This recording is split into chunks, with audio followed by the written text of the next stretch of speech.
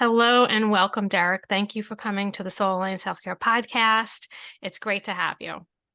Thanks, Tina. Thanks so much for inviting me here.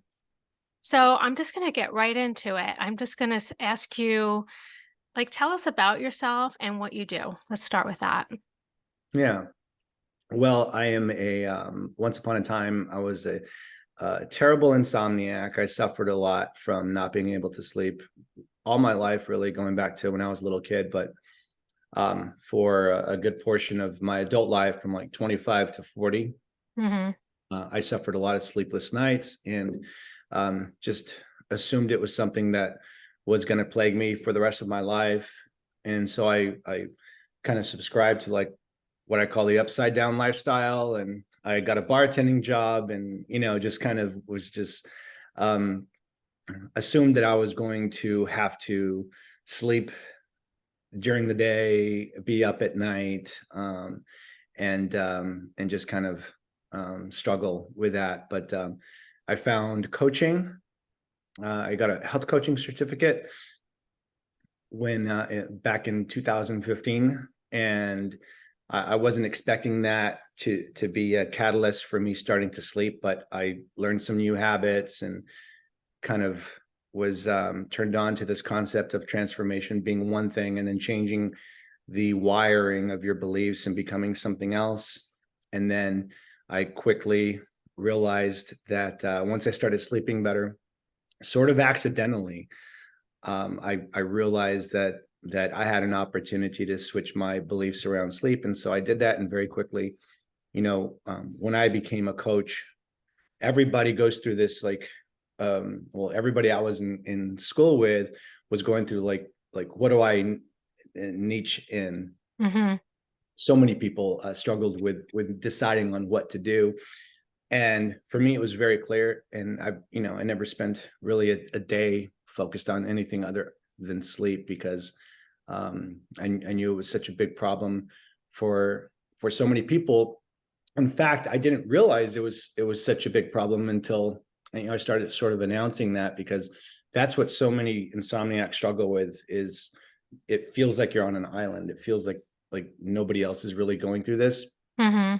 But yeah, so I've been very devoted to the the movement of sleep, and what that's turned into now for me is just really looking more deeply into why sleep is a problem and why it doesn't have to be a problem. And which is for me, that's really taking what I call a holistic view of the holistic view of sleep, just like going taking a really a bird's eye view at the process, and looking at the spiritual implications as well as the physical implications.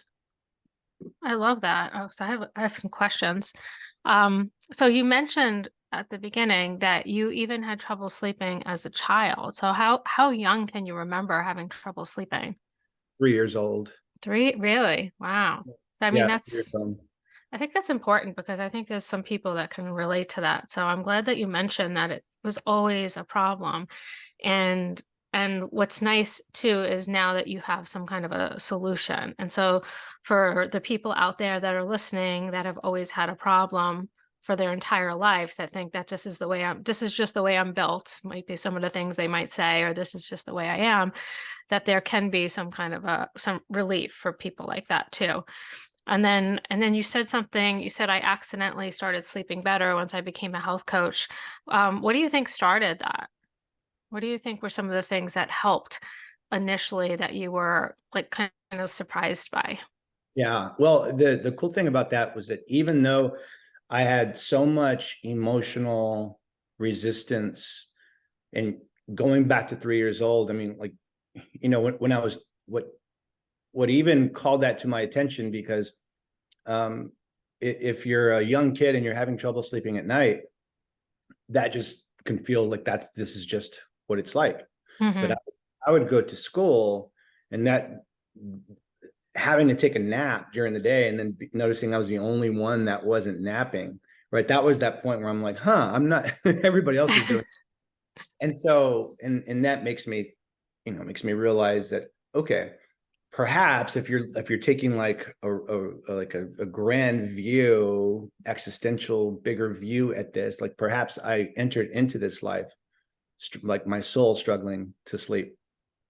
and and so I identify as one of these people that just has this that came into this life with a resistance to sleep. Yet it was when I started cutting off my last meal of the day, Mm-hmm. and waking up and saying, you know what, I'm gonna have gratitude for the sleep that I got, not the sleep that I didn't get. And I started, just implementing these little habits and appreciations, and then noticing how impactful that was on my sleep. And just, it's like this is paradoxically, I'm like, huh, I can, as a human being, there's so many things I can do in this like three-dimensional body that I haven't been doing.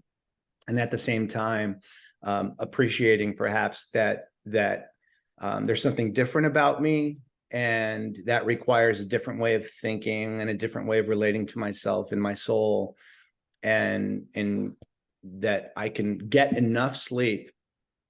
I can get as much sleep as I need to, where sleep isn't a story for me, or the struggle to sleep isn't a story. And so that's what it's been like for the last 7 years for me, is sleep continually getting better each year, to where I was no longer inhibited by sleep in my life. But now it's getting to the point where sleep is becoming an asset that it never would have been had I never come into this world with a sleep problem, Mm-hmm. where it's just becoming like a spiritual superpower. Yeah, I love that. I love that. So I feel like, if I'm listening correctly, that uh, it was a lot of, there were some lifestyle changes, like you said, cutting off that meal. But also a lot of it was shifting your mindset and your belief system about the way you were experiencing the sleep, and the way you were portraying yourself. So it sounds like a lot of mindset shifts that helped you a lot. Yeah, definitely. And I started with coaching. I was introduced to this just idea that there's a subconscious mind that has a history, and that below your awareness, it's keeping score, and it has its own set of beliefs, and those beliefs can contradict the desires and intentions of the conscious mind, and then that creates this dissonance. And so working with that space in between was really just knowing I'm like, okay, I want this particular thing. It's really confusing on how to get it, but I know that there's this inner child, this subconscious desire within me that actually wants the same thing, that just has a different way of going about it. So that awareness just blew me away, and it gave me the patience Mm-hmm. done. Okay, um, I'm the only one that can fix this, and it's a thing. Other people have done it in their own way, and that provided me with the patience. Like that was the initial mindset Mm-hmm. that allowed me to commit to the daily habits, and the exercise and the good food and the sunlight and blocking blue light at night, all of that prescription stuff, and and then stay committed to it throughout this process, and just the overall healing process. I mean, it's really fascinating that the most of our suffering comes from this relationship between the conscious mind and the subconscious mind, and I would go as far as to say all of our suffering comes from that, to be honest. It's like it I can't feels like disagree with that. Yeah, I can't disagree with that. Yeah, yeah. yeah, So yeah. you talked about, you said you took like a holistic view, a bird's eye view, and now I know exactly what you mean by that, but explain to the audience what you mean by holistic view. Yeah, whenever we talk about holistic approach, it's considering the whole, right? Hmm. Um, and so for when we begin with anything holistic now, it's like we've been given this frame.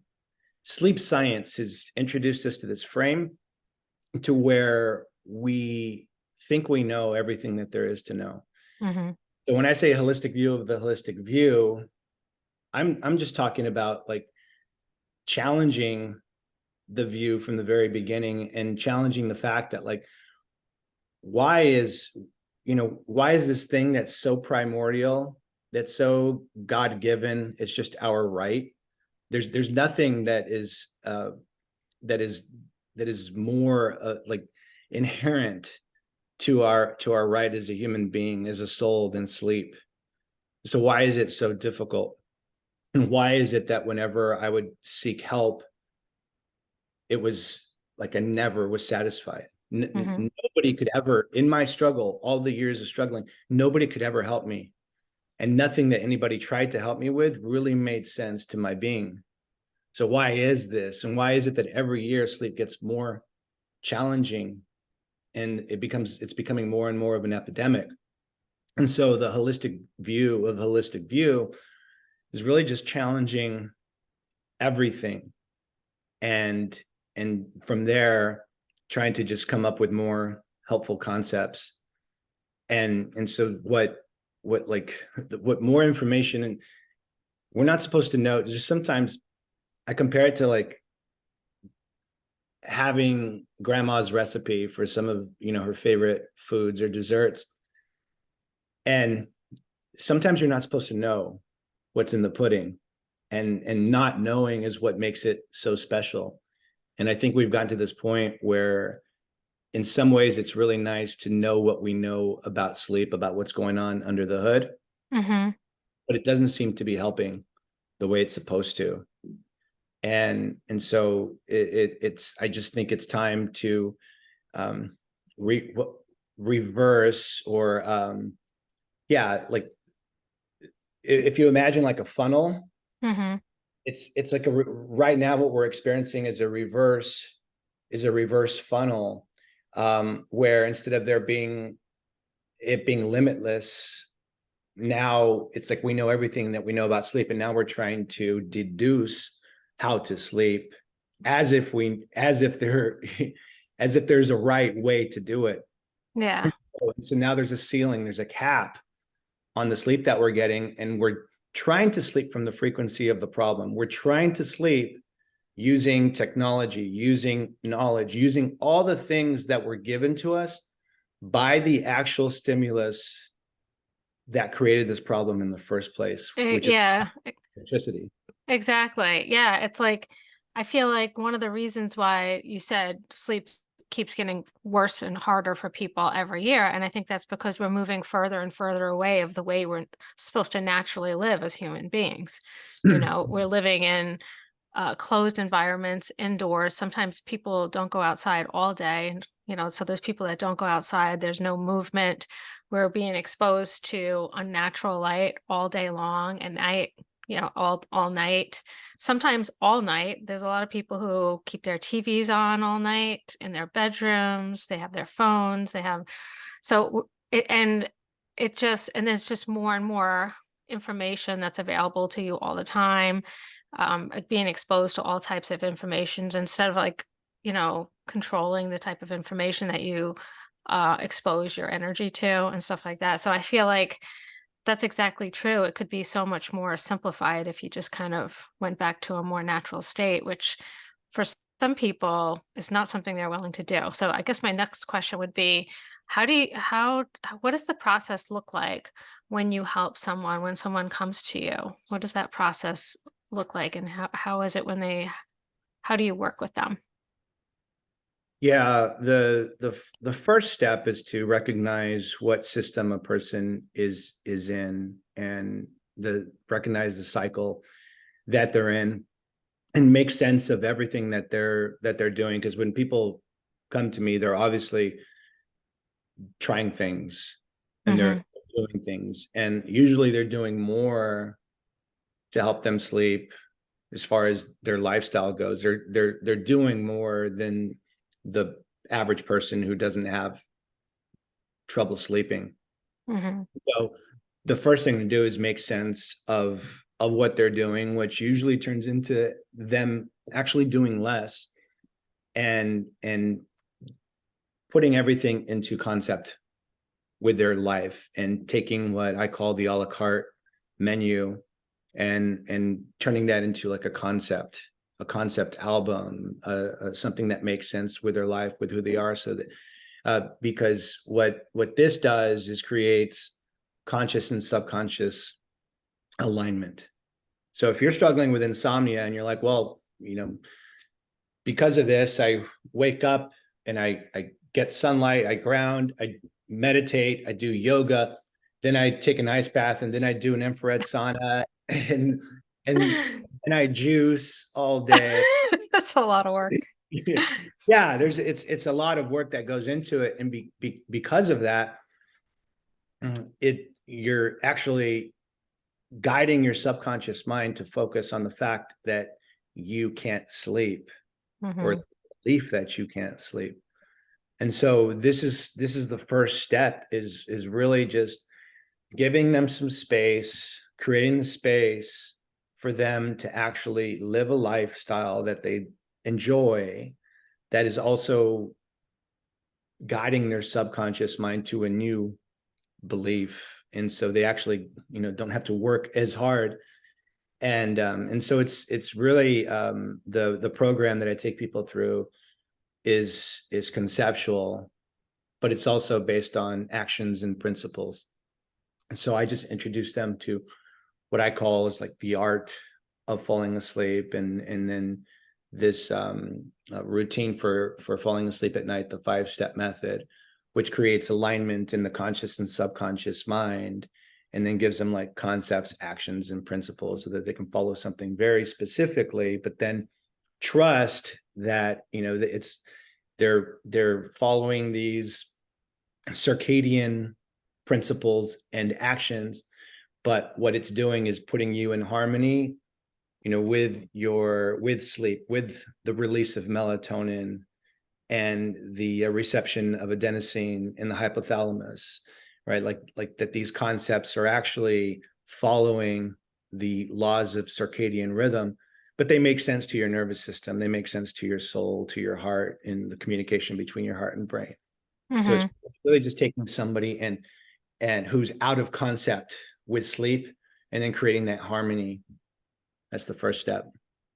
I love that. It sounds like a very relaxed process too. It doesn't sound like too, you know, stressful, which I would assume that if you find a person that's doing all those things like you just mentioned. I run into people like, well, I should say that I used to run into people like that when I did mostly just health coaching. And now I do like more life coaching, where they're doing all the healthy stuff to the point where they're almost stressing themselves out.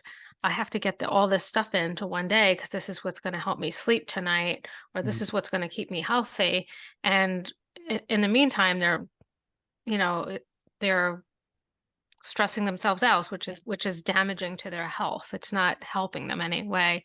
So finding something like you said, that feels good in their soul, I mean, I feel like that's so important. That's a huge step. And I feel like everything you're saying kind of starts with a little bit of a mindset shift, which is probably, I would almost assume, a relief to some of the people that are coming to you, that they don't have to, it's not something they should have to work towards. It's something that should feel good. Absolutely.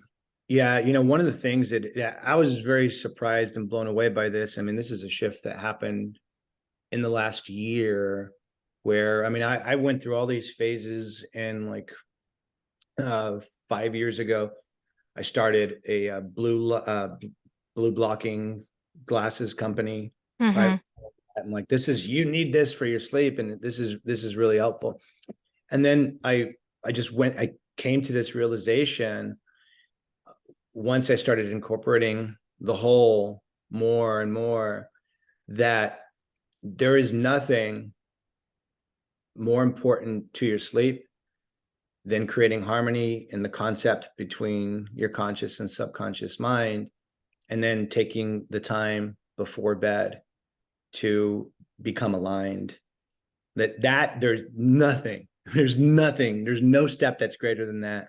And so I will surrender my blue blocking glasses. I will surrender my exercise, my healthy food, Mm-hmm. to have my routine, to have my process for aligning my subconscious mind with my conscious mind, and then going through that 20 to 25 minutes of my routine to connect to myself more meaningfully. That, and of course I get to do both. Mm-hmm. Yeah. So, But once I discovered that, I'm like, oh my God, we're spinning our wheels. mhm. We So, are. so I was going to ask you that. I was going to say, like, leave the people, leave the audience with one thing they can do that could really get the ball rolling. So, how would someone do that? What does something like that look like? How would they connect like that?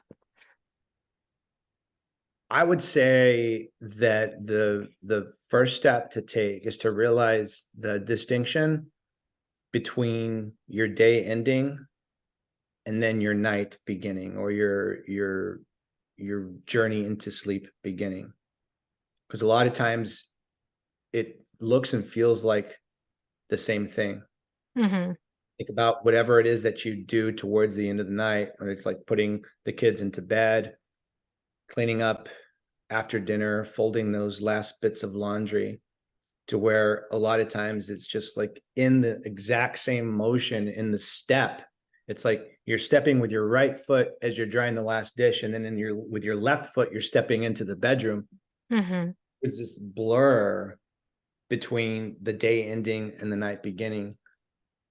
And so I like to insert a little gray area, kind of like a timeout.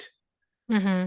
And before entering that gray area, so imagine if if that gray area was a room in your house that was separating the kitchen from the bedroom.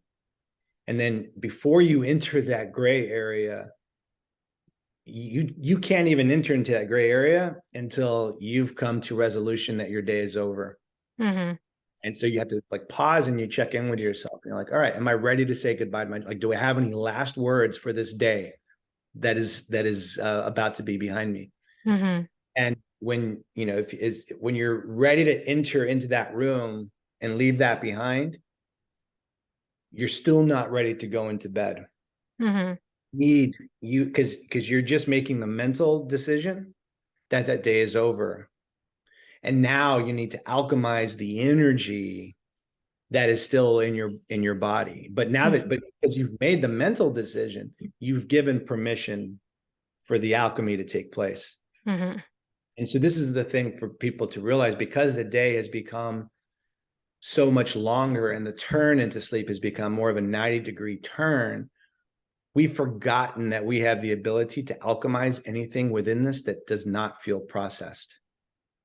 And so we use other things. We use pills or supplements or even meditations, not realizing that like we just need to give permission to the Mm-hmm. subconscious mind and then wait a little bit. And so you could sit in that little gray zone. And you see it behind me, like this is like the kitchen area, and then that's my meditation room. Mm-hmm. Actually built, I'm still in the process of building this house, but this house is a sleep concept. I built this house just so that I could, like, That's it's kind of cool. kind of a weird advantage of being, a sleep coach Mm-hmm. that gets to build your own house. But you get a visual. It's like I'll sit in that room, and I don't go into the bedroom until I know my day's been processed. And then when I enter the bedroom, I'm going through my own process of like, all right, now, how do I feel about going to sleep? And I go through that checklist, and then I check in with my subconscious mind. I mean, this is a little bit more of a, it's still simple, but this is a big part of the program and the first step in the 5-step method. But just checking into the focus of your subconscious mind, which is always available to us, and checking in with the thoughts and feelings and emotions about, like, all right, how do you feel about, and I'm checking in with a soul who perhaps in another life, had a huge objection to going to sleep. And so I'm checking in and just saying, like, how do you feel about going to sleep? And I register that. And then I pass along a message that says, I understand that you might be feeling resistant, but this is why it's okay to go to sleep, and why your resistance is just a little bit outdated. And so we take that step, and that's available. That really is available to anybody, like starting tonight. Yeah. Yeah, that's something that people can do right away. And I don't know about you, but I love that time of the day where I kind of like switch over. Like it's Mhm. definitely a shift of energy. It's like one of my favorite times of the day, like in between my day ending and then sleep, like in between what goes on there. So I kind of like that. And I think that's a perfect starting point for people. And as you were talking, I was just thinking that would be a really good journal exercise. I love journaling, like because sometimes just thinking in my head, my mind will tend to wander and wander and wander. And then if I journal, it's more specific. I stay on the topic of whatever I was thinking about. So maybe that's just me, but No, that fits in perfectly there. yeah, so like because if when I like start to I love it when people tell me to visualize something because I find it very interesting because I'll start to try to visualize something, visualize something you want to manifest, something you want to experience. And I'll start to do that, but then I'll end up in a completely different place. And sometimes it's not always the best place. And I'm like, my God, my imagination just runs wild.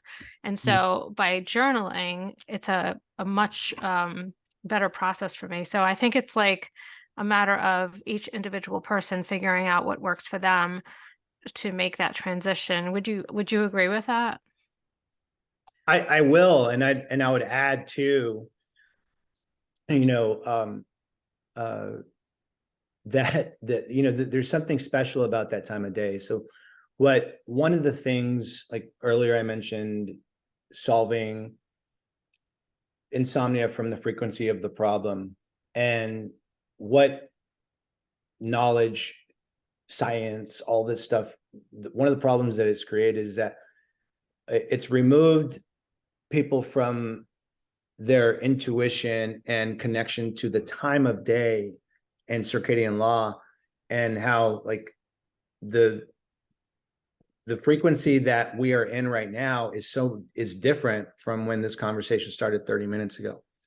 Right, the sun's in a different location, we're receiving different frequencies of light, the magnetism coming from the earth is different because of um the effect of the electrons, bouncing off of the earth. So all of this is changing, and you cannot just, anything that you do now, like that visualization that you're talking about, all of that is going to vary based on what time of day it is. I was giggling at myself because I did a podcast last week at 3 in the afternoon, Mm-hmm.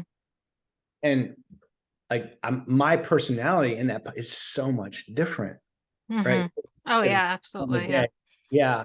So it's different for every person, but what you're surrendering to is the fact that, like, if you're I recommend, um there's only one time there's one time that we were designed to sleep, and that's just a few hours after the sun goes down. Mm-hmm. We can't we can't change that, no matter how many light bulbs we put into the room. We cannot change circadian law. And so when you go through these practices at this particular time, what's happening is that you're being taken to a state of homeostasis that's appropriate. And so if you keep that in mind, and then you realize that, like, okay, well, if magnetism is telling me that um I'm it's taking me to sleep by, let's say, 10 or 10:30, but then magnetism is also making me so naturally tired by 8:30, 9 o'clock, that I lose the momentum and energy to do some of the tasks for my day. Well, then what's supposed to be happening in that time of day? And so you're being invited to actually enjoy a state of bliss where you're not yet ready to go to sleep, but you don't have the energy to be in the frequency of your day. Mm-hmm. And so you're not just you're not just doing something as a means to an end, which is sleep, so that you can get up and do it again the next day. It's like that moment where a routine takes place is like one of the greatest gifts that you've been given as a human being. Mm-hmm. And if it wasn't like this, we would just keep going. We would never pause. And so to me, this is the point where life really takes on meaning, and everything becomes really meaningful, is when you can pause, and all you're doing by pausing is surrendering to the magnetism of the earth Mm-hmm. and spirituality, and it's driving you up into your spiritual chakras. Yeah. And you experience this place where you have no needs, right? You're not hungry, you're not thirsty, you're not impatient anymore. You're just there. And You're that's just being. you're You're just just, being. you're just being. That's why I think it's my favorite time of the day, because Mhm. it's a natural state. And you hear people say that all the time, just be present in the moment. And most people are like, well, what the heck does that look like? And I can feel those little moments. And what's funny about them is they're sometimes can be very rare, when I think that that is actually those moments are supposed to be our natural state. Mhm. So I think it's you keep shifting. I have to just mention this, but you keep shifting and there's that light. Do you see the same light that I see that's coming I do. through? Yeah, I was trying to repair that without distracting It's you, but actually I think it's really cool because you were talking earlier about the different times of the day and how it's different from now as it was from when we started. And yeah, when we started, there was this like really cool light just like going across the whole screen, and now it's gone. For those of you who are listening, you could watch the podcast on the YouTube channel and see what we're talking about. But the light's gone now. But it was there for most of the interview, and I actually think it was pretty cool. So it didn't bother me at all. But anyway, those moments of just being or bliss or I call it sometimes when you're in flow, you're just like whatever. Those are the moments. I actually just think that that's sh- like what that's supposed to be our natural state. I don't know.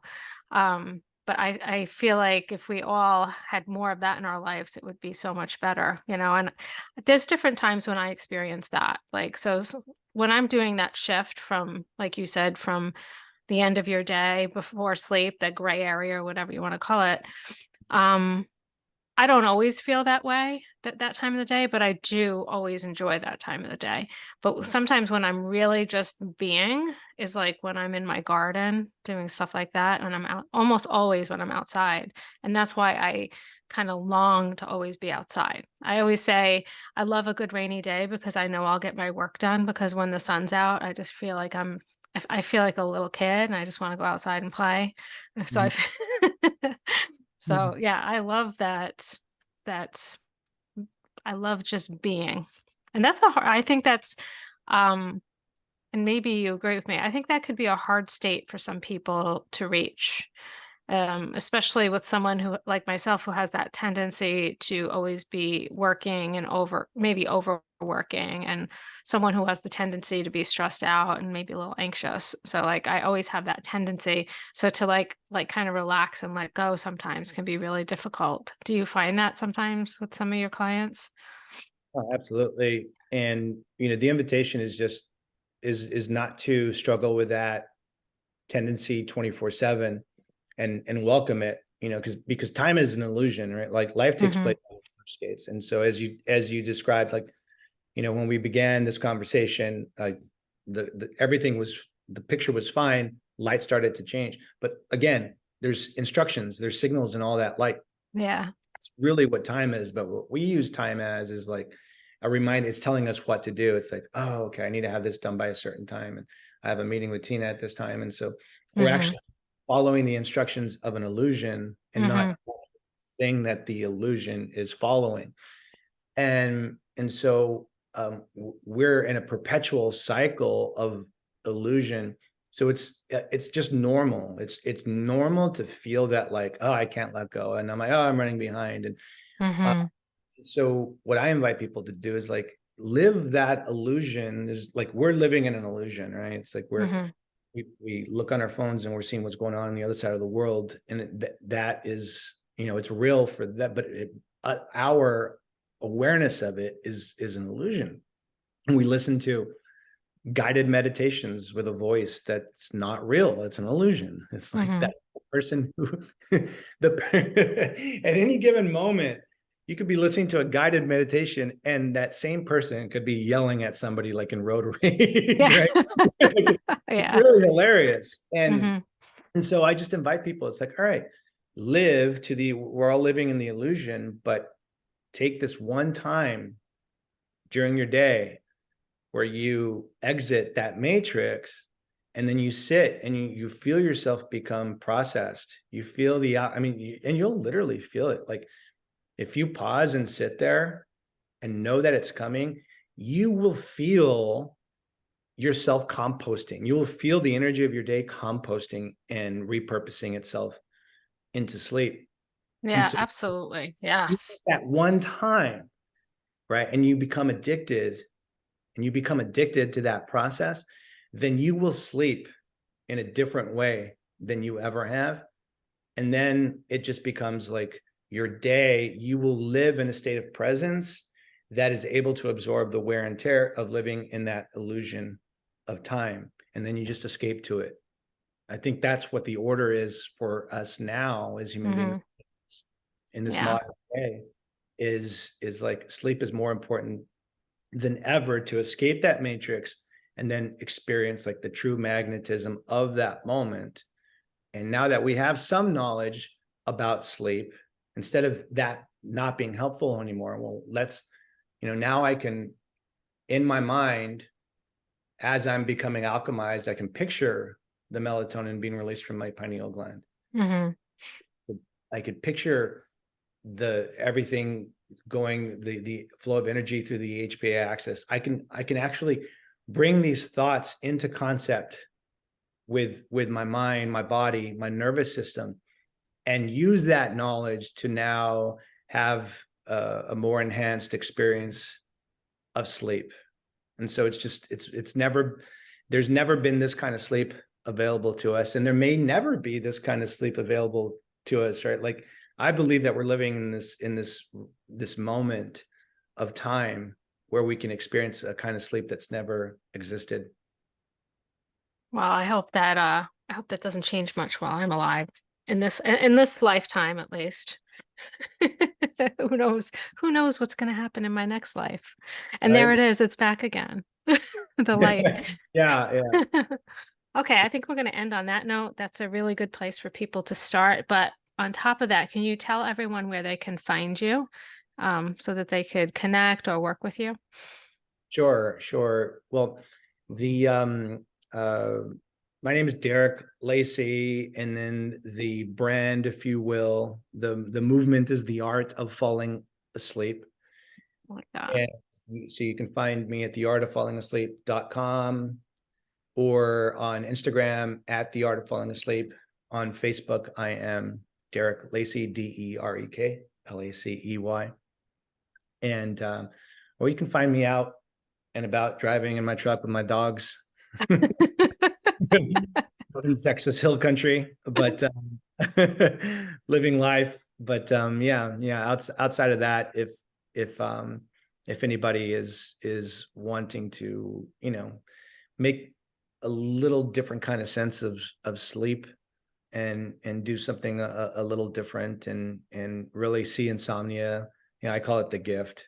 When Hmm. when you realize that, um, if you didn't have a challenge with sleep, then you would just perhaps be, sleeping, perhaps, not putting as much, taking as much time before bed and centering, aligning with your subconscious mind. So you have an opportunity to sleep in a way that people who don't struggle with sleep don't even sleep, right? So it's like Exactly.